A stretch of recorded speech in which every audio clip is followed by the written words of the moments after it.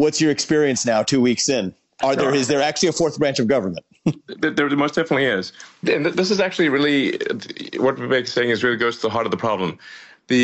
In order for us to be a true democracy, a functioning democracy, the government must be responsive to the people. That's literally what democracy means. However, when you have a vast unelected bureaucracy that is not answerable to the public, and if the elected officials, if the president, the people in Congress and the Senate actually don't have the power to affect the bureaucracy, and it's actually extremely difficult to affect the bureaucracy, then you do not have rule of the people. You do not have democracy. You have rule of the bureaucracy. And this is obviously wrong. It is unconstitutional. And it is imperative, therefore, that we return power to the people of the country and not have tyranny of the bureaucracy, which we most definitely have had to follow to a degree that is absurd. As Vivek said, it's not just that there's an unconstitutional fourth branch of the government, but it is arguably the most powerful branch of the government. Joni, I see you're back. Would you? Yes. Can you hear me now? I can, yes. Yep. I apologize, gentlemen. Yes, it hopped to my laptop. I've been working on this for, as Elon said, over a decade now with my Squeal Awards. And there are many in Congress that actually really do care about this. Absolutely. The problem, I think, is there are not enough of us that have. And so while I highlight a lot of the abuses, and you wanted some anecdotes, Elon, and I've shared a number of those with you and got Vivek. Some zingers, so I think if the public just, it's hard to resonate. It's hard for the public to resonate with statistics but people can really resonate with powerful anecdotes. Joni had a bunch of them. Yeah, you had a bunch of them, Joni. Yeah, I did. Sending kitties to spas to find out whether they produce less fur balls, heck up less fur balls. So, yeah, we've spent taxpayer money on that. We put shrimp on a treadmill to see how fast they run. I'm sorry. All of these things, while they may be fun, why are we spending taxpayer dollars on them? And it goes to the point of we've sent millions of dollars to China to study what? COVID. Yes, we saw how that ended. In fact, it's pretty outrageous that the COVID virus was developed in what is a lab in Wuhan, and yet was funded by U.S. tax dollars, which was simply routed through this fake nonprofit EcoHealth, because the U.S. government can't give directly to China, so they just gave to EcoHealth, knowing that it would go to China. So our U.S. tax dollars were used effectively to, in the end, kill Americans, which is insane. Absolutely insane. And I know, Elon, you have been on AID. You have really, and that's the hornet's nest for sure. This was another one of my efforts. Yes. And this began years ago when we were trying to figure out what they were doing with our American taxpayer dollars that were going to support humanitarian efforts in Ukraine. So I wanted to know exactly how those dollars were being spent. And not just a reasonable request. Yes. Oh my gosh. And I shared this with you earlier, Elon, just privately, but we got all kinds of threats from USAID because I was trying to exercise my oversight capacity in Congress. So that's just shocking. Honestly, it's outrageous that a taxpayer-funded organization would threaten a U.S. senator who is simply trying to figure out if American taxpayer money is being spent correctly and not fraudulently. Yes. And so what my staff and I had estimated was that 30 to 40% of the USAID's awards would go to indirect costs. So their overhead, their rent, employees, things like that. What are they living in? The Taj Mahal? Hey, but Vivek, okay, after months and months of obstruction where UN wouldn't let us in, they told us the NICRA, the negotiated indirect cost rate agreements, it's a lot of government jargon. But anyway, the indirect cost, they said that the database, it doesn't exist. That was a lie. That was a lie. It was false because we found it. And then we were told we weren't allowed to access the database. And then that's when Congressman McCall and I came together and we launched an official congressional investigation so that we could gain access to the rates. Wow. And then after about 6 more months of negotiations, then my staff was finally allowed to access very limited data. They were allowed to go into a room and they couldn't take notes. They were on camera the whole time. They couldn't remove any of the information. But what my staff found is, you were laughing at that 30 to 40% because that is outrageous. That was understated. What? In some of the cases, the NICRA rates were upwards towards anywhere from 50 to 60%. And that doesn't include the cost for subcontractors, what the subcontractors were adding on. So this is the problem with USAID. And that's why, Elon, I'm with you on this, because so much of that taxpayer money is not even going to, we love to feel good about helping starving children and name your country, but it's not going there. It's going to pay rents in Paris. Yes, exactly. It's going to support somebody's fancy dinner to 100%. Entertain whoever. Yes. Yeah. Exactly. So to be clear, in shutting down, which we're in the process of doing, shutting down USAID, the reason for that, as opposed to simply trying to do some minor house cleaning, is that as we dug into USAID, it became apparent that what we have here is not an apple with a worm in it, but we have actually just a bowl of worms. And so at the point at which you don't merely, if you've got an apple and it's got a worm in it, maybe you can take the worm out. But if you've got actually just a bowl of worms, it's hopeless. And USAID is a bowl of worms. There is no apple. And when there is no apple, you've just got to basically get rid of the whole thing. That is why it's got to go. It's beyond repair. So, yeah. Well, there's a solution to this, which is that, let's say something's cut that the people of this country just demand needs to exist again. It can always be voted back into existence by Senator Ernst and her colleagues. And totally. The fact that isn't going to happen reveals exactly why many of these agencies, really, deletion is the only answer that's left. Yes, that's exactly right. If it turns out we really need such an organization in the future, we just create it. Problem solved. By the people. Yes, by the people, answerable and answerable to the people and to the people's elected representatives.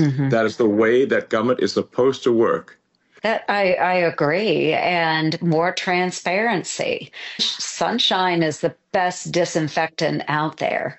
And they hate sunshine. That tells you something. Yes. we need to be able to exercise our oversight. And this is where we have been blocked so long in Congress. You can go onto my official website on the internet.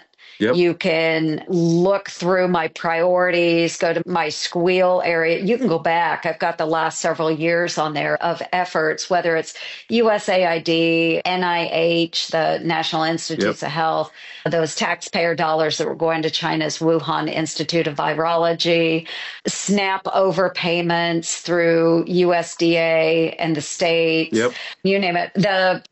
Just even my back to work report, the out of the office that we've talked so much about. Yes. And on day one, the president came in and said, hey, everybody back to work. Yeah. I don't think most Americans understand that only 6% of our federal workforce shows up to work in the office every single day. Only 6%. Yes, absolutely. It's truly insane. In fact, one of the most insane things I've seen was that I was speaking with the hopefully our soon to be Attorney General Pam Bondi, and she was telling me that the U.S. engraving is actually, I guess, which used to be the U.S. Mint, which is actually a building that is an historic building, actually a beautiful building, it's here in D.C. and the windows are all broken and has turned into a homeless encampment.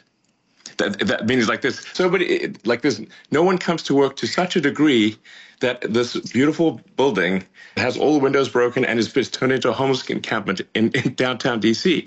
That's how absurd it is. It's beyond belief. Yeah, and that's why so many of these buildings, if we could repopulate them, that would be great. And Yes. that way we can have oversight and make sure employees are doing what they're supposed to do. I'm going to hammer on USAID one more time. Absolutely. So we talk about the locality pay abuse, and that's what happens when people aren't working in the office. What they're doing in DC, and not everyone, I don't want to accuse every federal worker of being a bad actor, but I have seen so many examples of this. We had a USAID employee that was falsely using an office supply retailer's mailing address, think like Staples and places like that, using that address in Virginia to defraud the taxpayers by claiming higher Washington, D.C. locality pay, but they were actually living in another state full time. And they had the full knowledge and assistance of their supervisor in pulling off this scam. Wow. And then the IG, the USAID IG, blew off my request for an investigation. What did they give? That seems complete. How can they do that? They can. How can they do this? This is the problem we have, is that there are checks and balances in place where we can write letters all day and we can request IG oversight. But if that IG says, I'm not going to investigate, I'm not interested, I, as a United States Senator, don't have the power to force them to do it. And this is why I'm so excited that we have DOGE and that we have a president that's willing to back us up. Absolutely. So really, none of this could be done without the full support of the president. And with regard to the USAID stuff, I went over it with him in detail, and he agreed with that we should shut it down. That's, I want to be clear, that's. And I actually checked with him a few times, said, are you sure? I'm like, yes. And so we're shutting it down. And it's also incredibly politically partisan and has been supporting radical left causes throughout the world, including things that are anti-American, which is insane. Right. And that's why there are probably some arguments to be made about what could be important work that falls under USAID. But the fact of the matter is that it has been overshadowed by these bad actors. Yes. If there are truly good pro-American programs, then let's move them to the State Department. Exactly. Let's make sure we have proper oversight. Exactly. Let's make sure that when senators and congressmen are asking for documents, that they provide them in a timely manner. Yes. Let's make sure the IGs are upfront and honest and wanting to be the watchdog over the agencies that they are charged with. This is not rocket scientist, and you're a rocket scientist. This is simply common sense and being responsive to the electorate, and that's you just can't have these sort of institutions which are taking lots of taxpayer money, but then are not answerable to elected representatives of the public. Then they're totally disconnected. So I call it like we must move away from rule of the bureau. To rule of the people, demos. And I would say I'm hopeful that some of this creates momentum, Joni, with senators, with some of your colleagues as well, in passing the REINS Act, right? Half of this is decades of Congress effectively just punting off the responsibility to avoid accountability, not you, but many of your colleagues over the years. And hopefully if this is a catalyst to say, Congress and the Senate say we take the lawmaking power back to the elected representatives of the people and get the kinds of things done that haven't gotten done for years, like the REINS Act and other mechanisms to say lawmaking power comes back to Congress. I think that could be one of the best things to come out of all of this. I'm hopeful that happens this time. I know you're supportive. Yeah. Like so fundamentally, there's got to be a feedback loop to the people. You can't have these organizations that are just disconnected from the will of the people. Like I said, you just fundamentally do not have a democracy in that situation. You have tyranny of the bureaucracy, which is just inappropriate and needs to end. By the way, Len, you know who's pumped up about you bringing everybody back to work is actually Muriel Bowser, mayor of D.C. Okay. I mean, you're talking about the homeless encampments. I talked to her maybe, last month or month and a half ago. And that's a Democrat. Doesn't matter. It's basically the base principle of A, self-governance, and B, saving money and making sure that our buildings aren't being infested by homeless invasion, but instead is actually creating a thriving capital, I think is shockingly a bipartisan idea if we give people the permission to come out as Democrats and say those things make sense, which I think we're seeing some of, which I think is cool.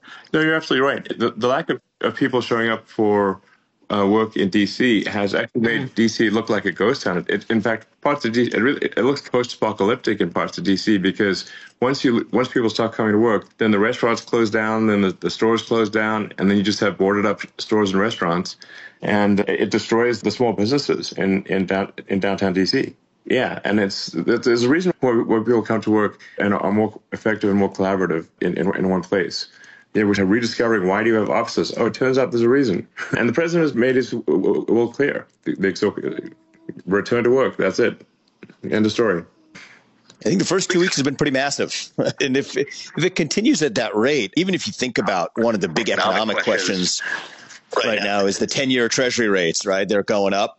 Bond markets don't like our national debt. If this is the pace of what cutting looks like presented in a coherent plan, I'm hopeful that bond investors and credit investors in the U.S. government debt can at least say, okay, this is positive progress, which actually will bring down not only the costs that you're cutting directly, but also our interest rate costs. Yes. And I think that's really when we hit a virtuous cycle here, which I think could happen soon. No, I agree. Actually, the bond markets do not currently reflect the savings that I'm confident we can achieve. And I'm giving a talk later this week with J.P. Morgan Chase and Jamie Dimon, and that'll be obviously a financial audience, and really to say, look, if you're shorting bonds, I think you're on the wrong side of the bet. It's basically seriously, yeah, it's really basically the bond.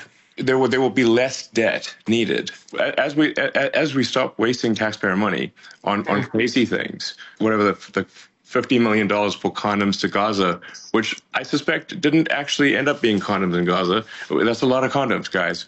What is that, a super tanker of condoms? I mean, how many do you need? Oh, my gosh, you guys. That's a real line item. He's like, is this fiction? I don't doubt that we did have those items going to Gaza. I don't know if it was that many, but that was the line item. It was $50 million. This is the problem. Yeah. It was probably that line item, but God knows what it was really. Exactly. But that's the problem we have with the budget and why when monies flow through all of these entities, we may have a line item that goes to, say, USAID or maybe goes through USAID to the United Nations. And then from the United Nations, it goes to a subcontractor. And from that subcontractor, it goes to someone else. It is a nightmare trying to follow that money and to understand what it's actually being used for. So again, going back to the transparency, we need to make sure that we have our eyes on it and that it's easily accessible. And maybe not just by members of Congress, but also the public as well. I agree. It should be, if it's public money being spent, it should be in full view of the public. And when they want to hide the stuff, frankly, it is the reality is because there's massive fraud and abuse. That's the reality. Nobody needs to hide something unless they have something to hide.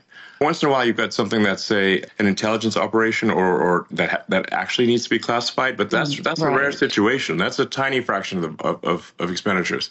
The vast majority of these things is unfortunately a tremendous amount of fraud and abuse. And the reason that it's so extreme with the federal government is that the checks never bounce for the federal government. Okay, so the federal government can always make more money.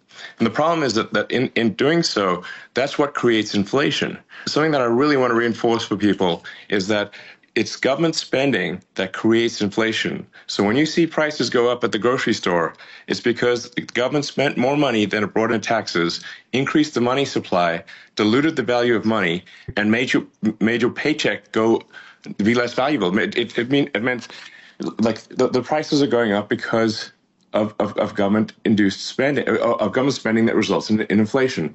So now it's just very important to connect those dots because people they think maybe the supermarket's taking advantage of them, and they're not. You can look at the financials of the supermarket; they have 2% margins. It's got nothing to do with price gouging of the supermarket. It's just that the government spent too much.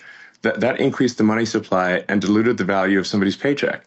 And that's why the prices go up at the grocery store. So, but the good news is, if we solve government overspending and the money supply grows at the same rate as the output of goods and services, there will be no inflation.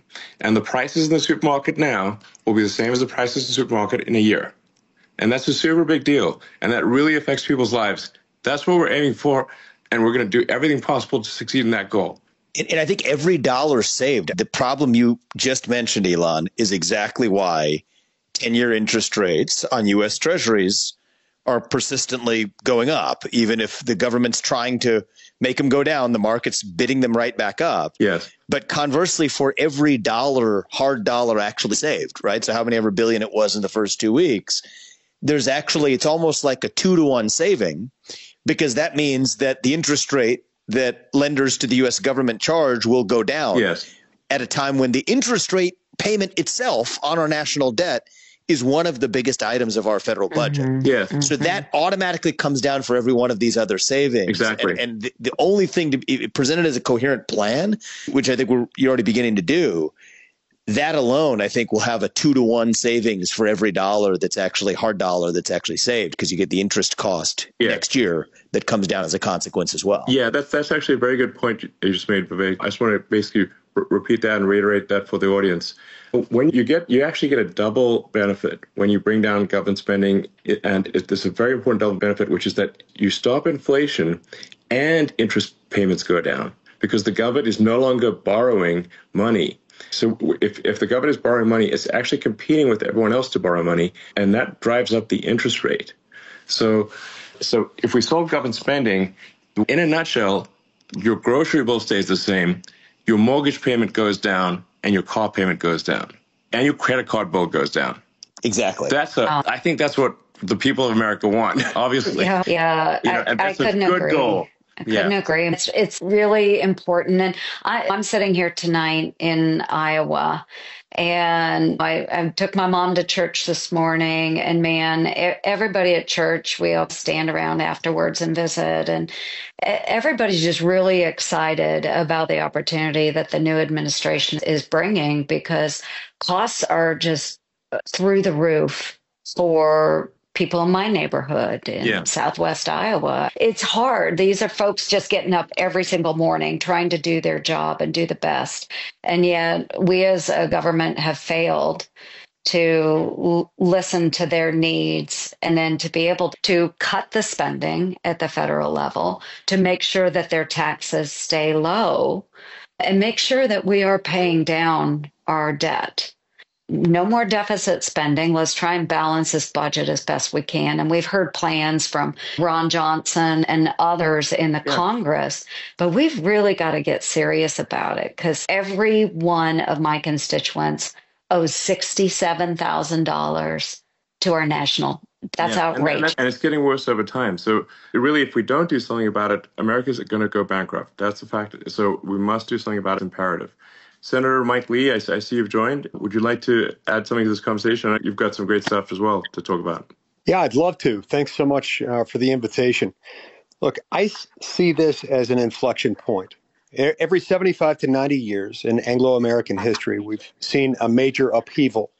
We had one in 1776, another one in 1861, another one in 1937.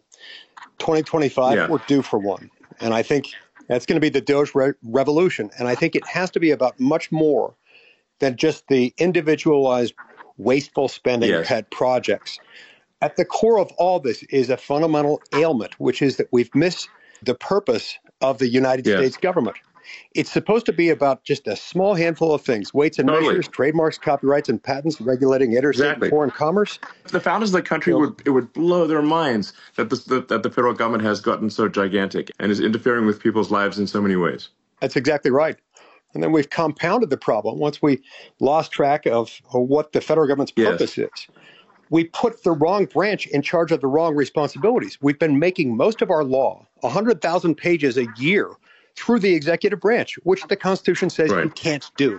It says you cannot make a federal law unless you go through both houses of Congress and then give it to the president. So we've destroyed federalism and separation of powers. I think for DOGE to succeed, we have to restore both of those.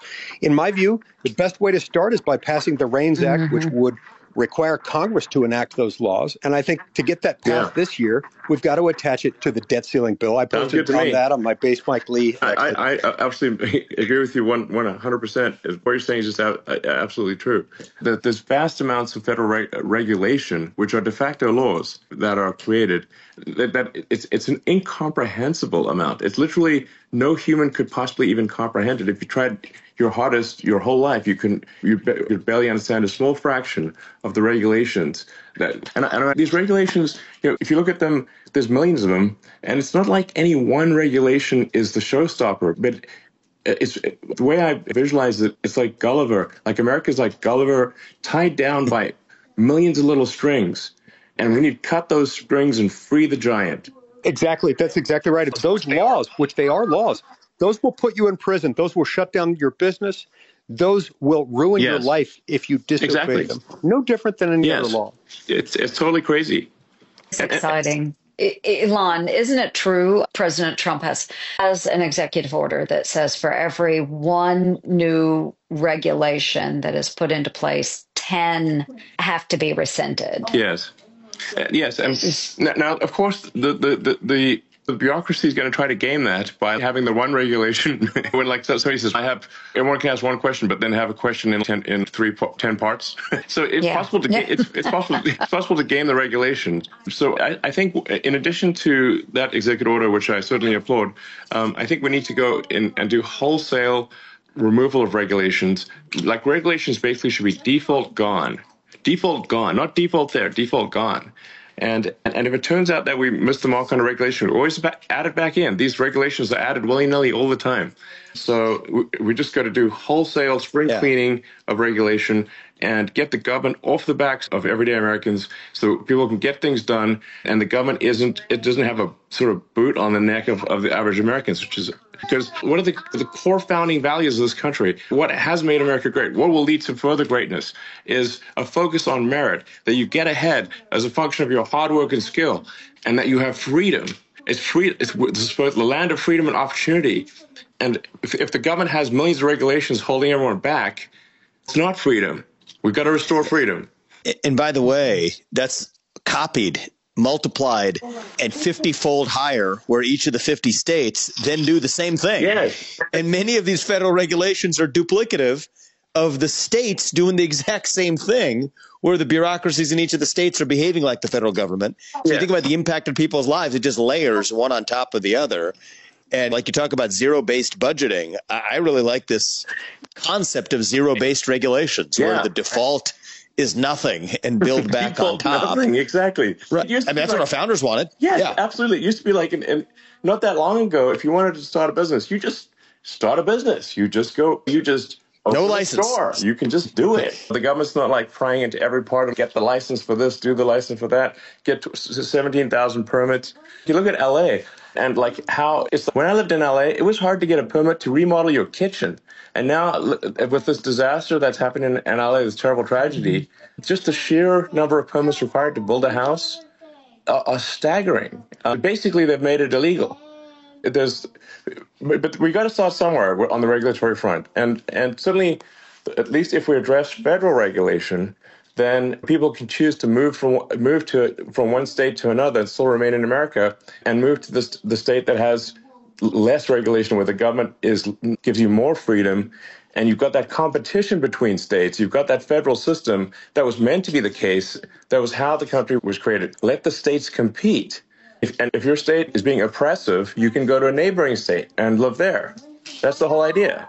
Federalism is the answer, no doubt. But you got two things going for us right now in the country that haven't happened in a long time. One is a willing president, Donald Trump, who actually believes everything that all four of us have just said, which is a beautiful thing. And without that, it wouldn't be possible. The more I've gotten to know President Trump, the more I like him. Frankly, I love the guy. He's great. Yeah, and he's full bore more than any president we've had since the creation of the administrative state. So I think that's number one. And number two is, thanks to him, actually, in his first term, you got a Supreme Court that 6-3 vehemently agrees with everything we've just said. Yes. And so I think it's possible. Yes. Now. In fact, it's actually possible. Yes. In fact, if it's not possible now, it'll never be possible. This is our shot. This is the best hand of cards we're ever going to have. And if we don't take advantage of this best hand of cards, it's never going to happen. So we're going to do it. I agree. Now or never. Yeah, now or never. And I do think you're right, Vivek. With the first administration of President Trump and lessons learned through that administration, and now in the second administration, the stage is set. And he knows how to aggressively tackle a lot of these issues that have plagued us for years. And folks ask me, oh, Trump's first 100 days, what is that going to be like? And I'm like, forget the 100 days, folks. It's going to happen a lot faster than that. And he needs to continue to be aggressive. And we all know there's going to be bumps along the way. Of course there are, because we're moving at the speed of relevance here. But we've got to get in there and make an impact so that our constituents can actually see the benefit, because we've got a tough mid-cycle or mid-presidential year election coming up in 2026. And we cannot lose the House or the Senate, because then the president will be dead in the water. Yeah. And absolutely. we just need to move out. Move out. Yeah, I think that's really the people will judge the performance and whether actually we got things done and whether things are better off and in 2 years. And I think if the people feel like, yeah, they're better off, the country's working better, they feel there's the reward for hard work is there, that their paycheck's going further than it used to, that their standard of living is better, their mortgage is lower, the credit card bills are lower, the prices at the stores are the same, they haven't risen dramatically, then I think there's no problem. We will win the next election. The people will reward that. So I think that's what needs to happen. But I think if it does happen, there will be a Republican win in the midterms, and which is unusual. But I think if we make these goals happen, I think we'll actually have an increased majority in the House and Senate, and be able to continue to, as the president would say, make America great and even greater. So love it. In the case of the blanket that, Elon, you and I have talked about this, Mike Lee, you and I have talked about this, might as well just say it here as well, is when in doubt, push it to the states, right? If there's some doubt about, okay, we're not sure about this regulation. You got a whole nuclear energy framework at the federal level. You have an entire one in each of the 50 states. Same thing for spending or some other program. Are people going to really suffer if this is taken away? Federalism is the answer. Just push it to the states. And I think that's a big part of, obviously, what I'm looking to do next. But it's governors across the state, whatever, let them bear the load of what the federal government needed, because that's actually what the founders envisioned in the first place. I know, Mike, you've been a crusader for this since day one. No, that is right. That is the whole reason I ran for this job 15 years ago. The fact is the people of our country are upset. They're upset about our government because it manages things poorly. And what a lot of people are starting to grasp is that it's not just a matter of changing from the red team to the blue team, back to the red team, and making sure you've got better personnel in there, because better personnel won't make those same mistakes and won't fund the stupid studies about the drunk gerbils on a treadmill. Yeah. The point is it's poorly run. Because when the U.S. government is doing all kinds of things that it's not supposed to be doing, that should be left to the states or to the people, in the words of the 10th Amendment, it becomes very poor, very bad at doing a few things that it is supposed to do. You can't be good at running the Pentagon and at making sure that traffic lines of commerce are open when you are doing all kinds of things that the federal government wasn't built to do. We're using it as the wrong tool. There are very few things that the federal government currently does that the federal government is itself uniquely equipped and constitutionally authorized to do. That's what we've got to get back to. And that's why this is going to be a painful, radical, transformational change in many circumstances. But it's going to be a huge relief to the American people. Once we get through the initial shock, and once we get through the stage where the media is telling us the sky is going to fall, dogs and cats living together in the streets, apocalyptic stuff, once they realize that's not true, they're going to feel this huge burden lifted. That's what we want. We want a better future for America. We can't get to Absolutely. Returning to our founding document. Exactly. Couldn't agree with you more. And I'm actually pretty optimistic that we're going to make it happen. I think it's going to happen. So the progress is good so far, and if it keeps accelerating, then I think it's going to be awesome. Like the cost of excess regulation on economic growth and prosperity is like really underestimated. Like if you basically don't even allow people to do things, like make it illegal, you can't. The builders can't build. I mean, America is a nation of builders. But we need to give the builders permission to build. And that's really what deregulation is all about. Just letting people do things. Deregulation and meritocracy go hand in hand, actually. They're two sides of the same coin. And you want to actually measure DOGE's success is not just the deficit reduction. I don't think that's the sole metric, although it's a really important one. And bringing down the national debt and the interest payment costs as a consequence, that's really important. But actually, a lot of these benefits of delivering economic growth won't be measured in this year's deficit reduction, but will be measured in long-run GDP growth, long-run economic growth, long-run prosperity of the country. Yeah. And I think that's equally important. I'm optimistic that we'll see a material impact in FY26, which starts in October. A lot of the stuff, I think we'll make significant gains in FY25. Government financial year 25, which ends in September.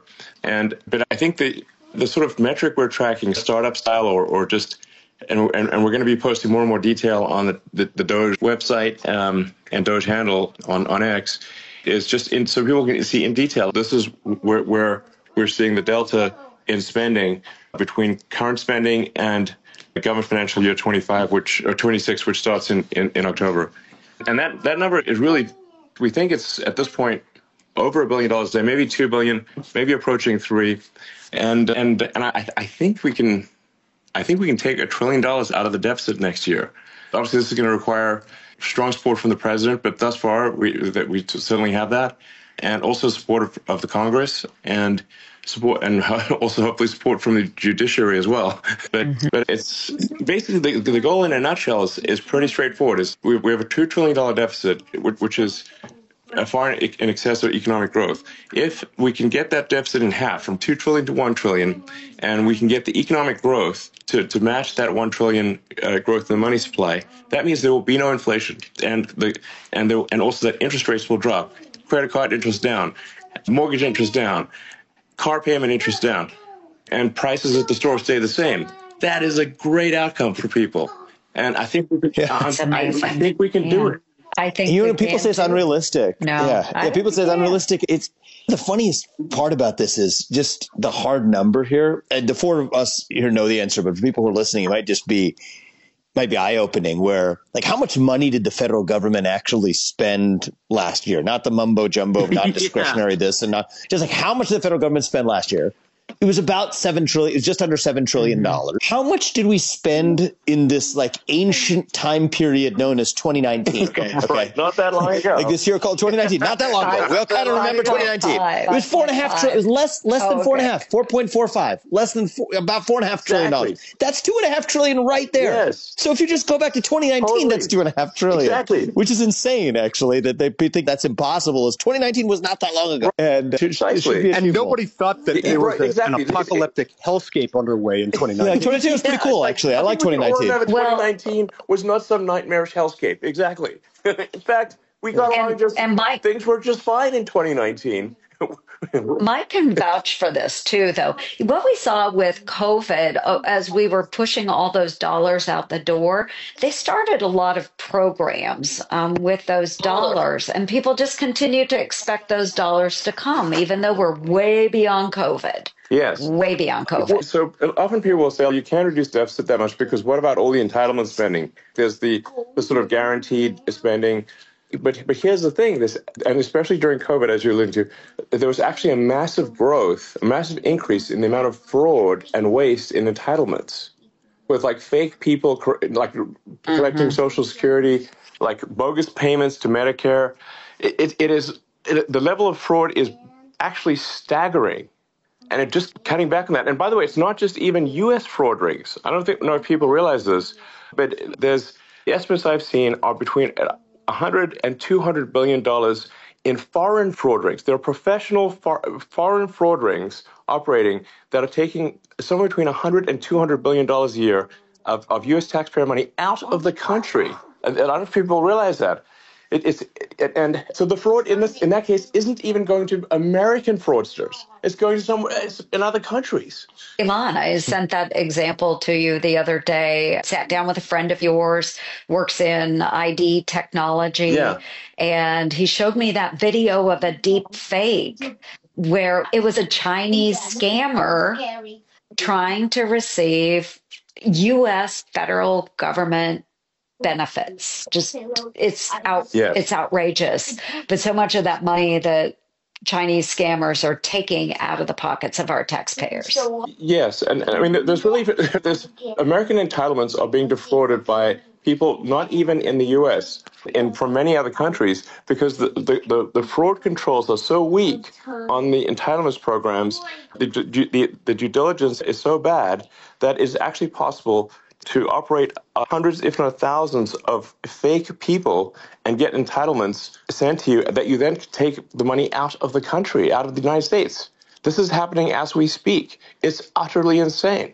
So this is why I'm actually quite optimistic that $1 trillion can be saved just by addressing waste, fraud, and abuse. While it's a lot of work, I don't think this is some insurmountable task. I am confident it can be done, and we'll do everything in our power to make it happen. And I think that'll be, if we succeed, and I'd like to ask for the support of the American people, because we're going to get a lot of opposition. Because let me tell you, what I remember most from, one of the things I remember from the PayPal days was that who complains the loudest is the fraudsters. Okay, so when somebody was trying to commit fraud to PayPal, where we would see the most amount of righteous indignation, like it would be like immediate, over-the-top righteous indignation, was from the fraudsters, not from honest people. Because honest people are like, oh, I think there's something wrong with my account. I wonder what's wrong. Let me inquire. But the fraudsters will come at you immediately. It's like a tell that someone's actually doing fraud because the level of faux outrage is way over the top. So we're going to get a lot of that. A lot of people claiming with fake outrage, claiming that they're a single mother with kids just trying to feed them. Meanwhile, it's like some dude operating a fraud ring out of another country, actually. That's what the kind of thing we'll see. So really, I would like to ask for the support of the American people in pursuit of this goal, and bearing in mind that we're going to see some pretty outrageous stuff from the fraudsters as we crack down on fraud. They're going to be the loudest complainers. To anyone in America listening to this, your support in pursuit of this goal is very much appreciated. Thank you. Absolutely. And thank you, Elon and Vivek. I think we've got a ways to go, but I'm glad it's rolling along. And this has just been the most aggressive effort, really, to downsize or right-size our government since probably at least the Reagan Revolution. So just excited to be part of it and have the support of the American people as we move through and make them squeal in Washington, D.C. Yeah. Thanks to DJT. Thank you, Elon. And you keep kicking ass. And when in doubt, send it to the States. Yeah, exactly. And we'll take care of it there. Exactly. All right. So. Cool. Thank you, Senator Lee, and perhaps one day Senator Ramaswamy, Governor Ramaswamy at this point. Yeah, that's the direction we're headed. Yeah. And everyone who tuned in. And once again, I'm asking for your support for a noble goal. And please help in any way you can. Sometimes it's like the small things that happen on the side that there's this sort of small thankless tasks that actually will result. DOGE is going to win. DOGE will win if millions of people support it in ways that I wouldn't even know how they supported it, but just that you did. And to the unknown soldier. Yeah, definitely. And hey, Elon, before we all break out of here, I do want to acknowledge I've founded the Senate DOGE caucus on my side of the rotunda. We've got some great co-chairs over in the House as well, with Pete Sessions and Aaron Bean and Blake Moore. They have got now, I think, over 100 members of Congress that have joined the DOGE caucus, and we've got 18 and climbing in the United States Senate as well. You and the president and Vivek have all really gotten everybody to come together, and I'm just really grateful that we have an outlet and are able to do this. Thank you all so much. That sounds good. And we'll be doing this every week, so I look forward to having members from the House and other contributors and try to keep the people informed and of the progress. And I think it'll be very interesting to follow along. So thanks, everyone. Thanks so much, Elon. Thanks, guys. Whoa, this is the wrong way.